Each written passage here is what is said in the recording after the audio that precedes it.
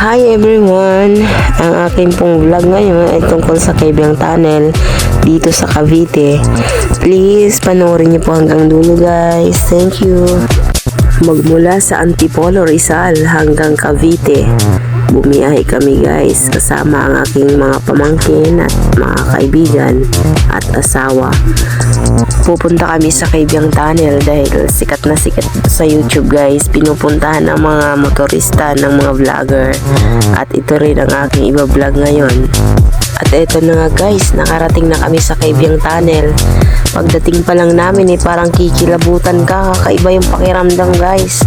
Sobrang excited na, aywan, di mo maintindihan.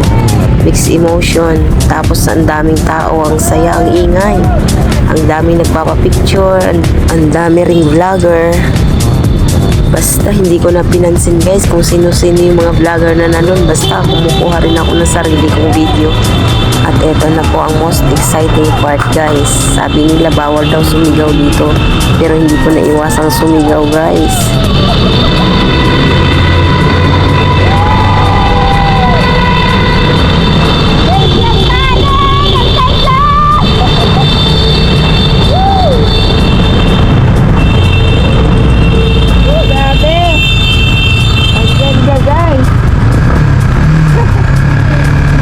Grabe, unforgettable experience guys.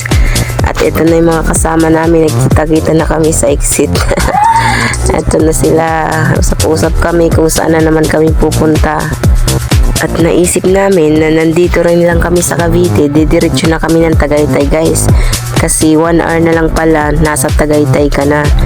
Kaya naisip namin na kumain muna dun sa hipag ko para busog kami guys. Dahil nako, alam nyo na, mahirap bumiyahe ng gutom. Ay, galit yarn. Mas gutom yata si ate kaysa sa akin eh. Sa mga oras na ito guys ay nagugutom na rin kami, kaya nagkasundo kami na pupunta na doon sa bahay ng aking hipag upang doon kami mag-almusal.